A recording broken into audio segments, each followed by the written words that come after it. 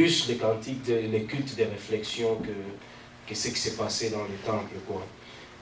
Alors, il y avait ces 6 psaumes qu'il récitait souvent pendant la période des Pâques. Et Jésus-Christ a chanté ces psaumes d'Hallel qu'on appelle le psaume d'Hallel, quoi. Ils ont chanté avec le disciple avant d'aller au mont des Oliviers. Les chants des psaumes faisaient partie intégrante du repas de la Pâque juive. Les psaumes 115 à 118 font partie du Hallel. 3 siècles avant Jésus-Christ, ces psaumes étaient déjà chantés par les Juifs au cours de la Pâque. Donc, avant que même Jésus vienne sur terre, avant que notre Seigneur vienne sur terre, les Juifs avaient cette tradition-là de les chanter. Donc, Jésus a probablement, d'après l'auteur, Jésus a probablement chanté ces psaumes au cours du dernier repas avec les apôtres. Donc, le psaume 115 à 118. Les paroles de ces psaumes correspondent au sentiment que devait ressentir le Christ et ses disciples ce soir-là. Donc, Dieu ne fait pas les choses par hasard, ou chaque parole qui sort de la bouche de Dieu ne sort pas par hasard.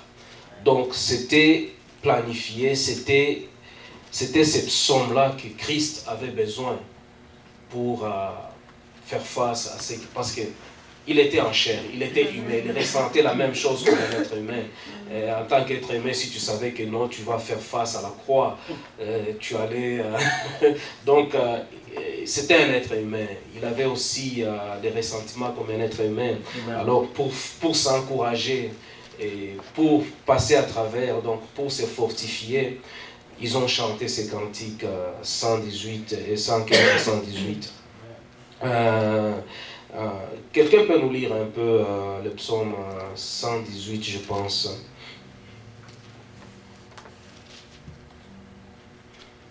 Donc je pense que c'est 118, l'Éternel parle le bon. Non, 115, essaie de mettre 115, voir de quoi il parle.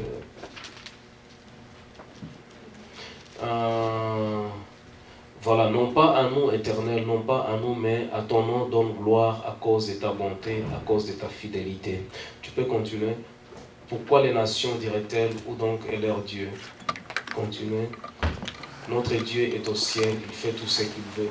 Donc, tous ces psaumes-là, donc des 113 à 100, donc, c'était des psaumes qui fortifiaient le peuple juif dans l'état de captivité, tout ça. Et ça les fortifiait beaucoup. Et ce sont les mêmes psaumes que le Christ a chanté, et ils ont chanté avec les apôtres avant d'aller faire face à la croix. Vous qui craignez le Seigneur, comptez sur le Seigneur. Vous qui comptez sur le Seigneur, vous qui craignez le Seigneur, comptez sur le Seigneur. Où est ma prochaine page? Ça, c'est la page...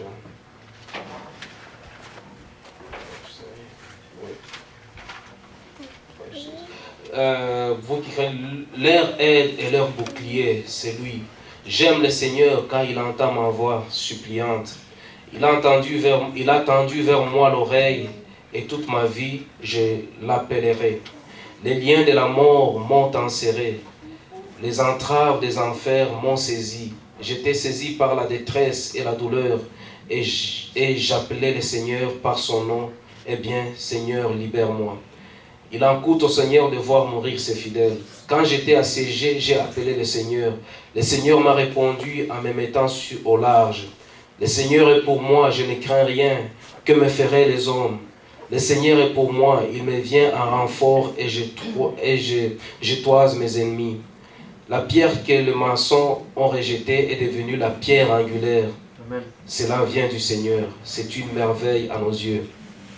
Ces psaumes offrent des paroles de réconfort et de protection pour Jésus qui allait être trahi et mis à mort. La prière fervente dans les jardins ainsi que le chant de ces psaumes ont aidé Jésus à faire face à la croix. Donc, comme la Bible nous dit, que ceux qui traversent des moments difficiles prient, que ceux qui se réjouissent chantent des cantiques, et toutes sortes de cantiques.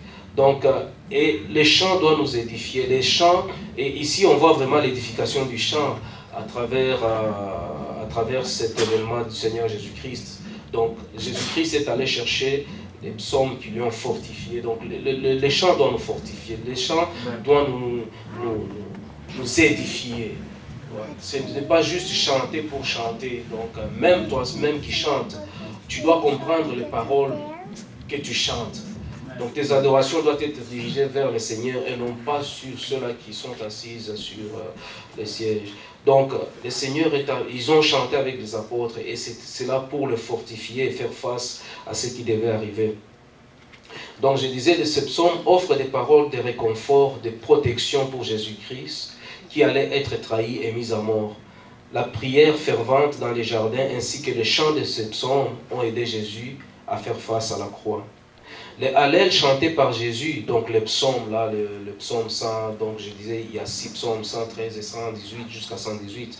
Les hallels chantés par Jésus et les apôtres est un exemple d'un psaume. Donc nous avons vu différentes sortes de... Il y avait les chants, les psaumes et les cantiques. Et dans le Nouveau Testament, il ne faisait pas vraiment différence. Il n'y avait vraiment pas de différence entre les psaumes, cantiques et chants. Donc ça signifiait quasiment presque la même chose dans le Nouveau Testament. Mais on disait que les psaumes, c'était chanté avec un instrument, et il y avait des sortes différentes de chants, tout ça. Alors il dit...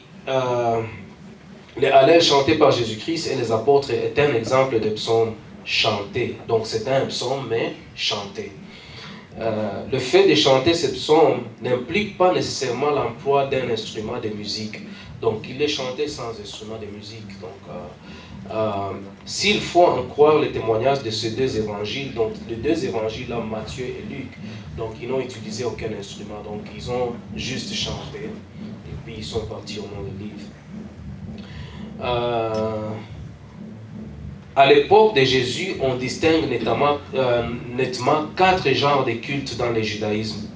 Il y avait tout d'abord les cultes pleins d'apparat du temple, que j'en avais mentionné ici. Le prêtre habillé en grande pompe offrait en sacrifice les animaux. Les éléments qui composaient ces cultes visaient à frapper les sens des participants. Il y avait l'odeur permanente de l'encens et des holocaustes. Il y avait la lueur continuelle des chandeliers, la splendeur du temple et des vêtements sacerdotaux. Il y avait les timbres sonores, des trompettes. Ils utilisaient tous ces instruments-là, des trompettes, les sons doux et légers des instruments à cordes et les chants de chœurs aguerris. Les cultes dans les temples étaient une expérience impressionnante. C'était un culte lié au rite sacrificiel et dont l'objet était de toucher... je ne sais pas si je serais d'accord ici, l'essence et l'intérieur aussi, quoi.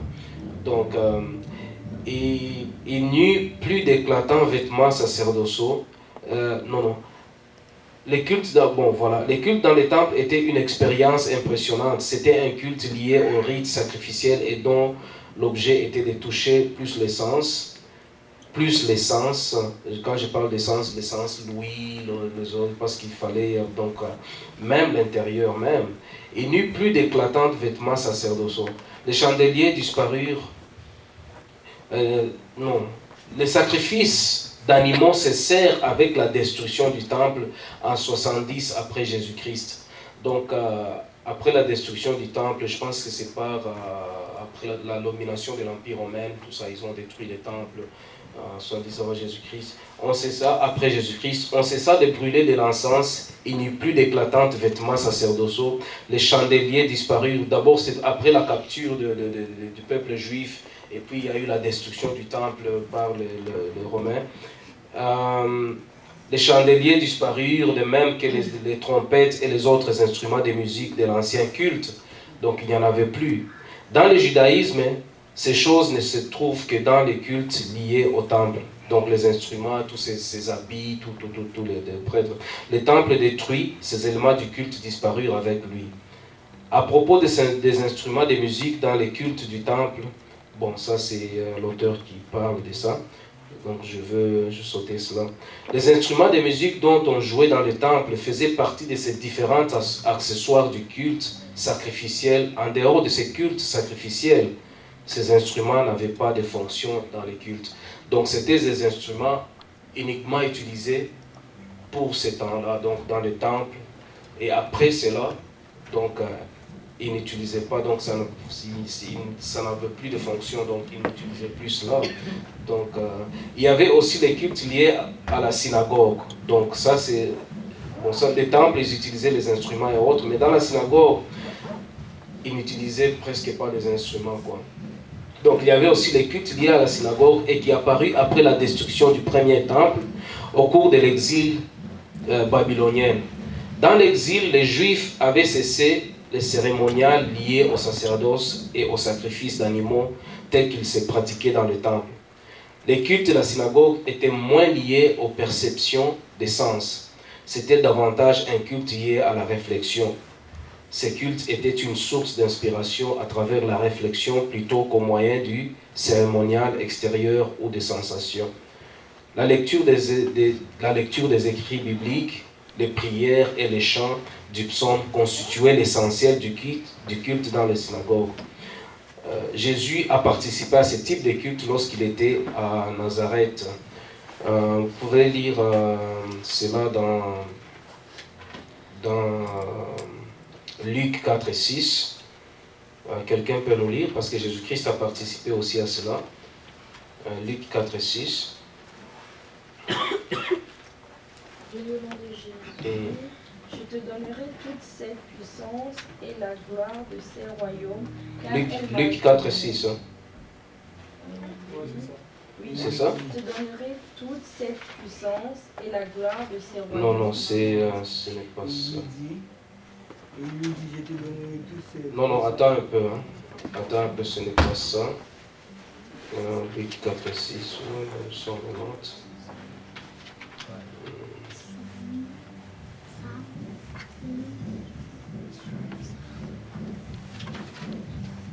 Êtes-vous sur Luc 4 et 6?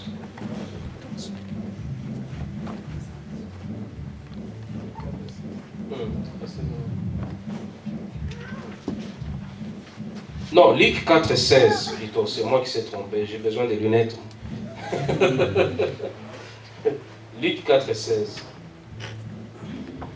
Il s'est rendu à Nazareth où il avait été élevé et selon sa coutume, il entra dans la synagogue le jour du sabbat, il s'éleva pour faire la lecture. Donc Jésus-Christ avait participé aussi à ce genre de service dans les synagogues. Ce type de culte est celui qui se rapproche le plus du culte dans l'église néo-testamentaire. Ça se rapproche un peu de nos cultes actuels. De toute évidence, il n'y avait pas d'instrument de musique dans les cultes de la synagogue. Ce constat s'avère vrai jusqu'à une époque relativement récente. Donc, d'après les recherches des auteurs, donc, à cette époque-là, c'était plus les chants, ils entraient, ils chantent, donc il n'y avait pas utilisation des instruments, donc ils chantaient, et après il y avait la lecture de la parole, et puis tout, et puis le service était fait, c'était plus un service de réflexion, et tout, et du fait qu'ils étaient dans l'isolement, dans la captivité, et puis ensuite,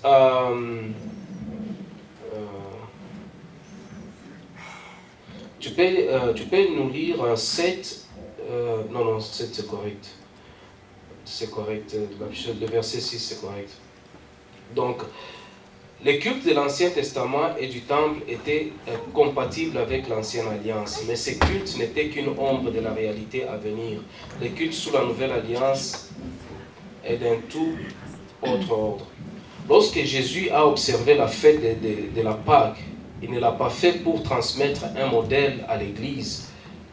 Dans les textes du Nouveau Testament, les allusions aux chants sous l'Ancien Testament n'ont pas pour but de révéler en quoi consiste le chant dans l'Église. Donc cette révélation du chant de l'Ancien Testament au Nouveau Testament, donc ces références qu'on prend ici, ce n'est pas un modèle pour nous, pour dire que bon voilà, c'est comme ça que ça doit se faire dans nos cultes actuels. Bon, ça c'était une tradition qui s'est pratiquée dans la coutume juive, et à un certain temps, il devait chanter certaines psaumes, qu'on appelle les psaumes Hallel, il devait les chanter uniquement pour cette période-là.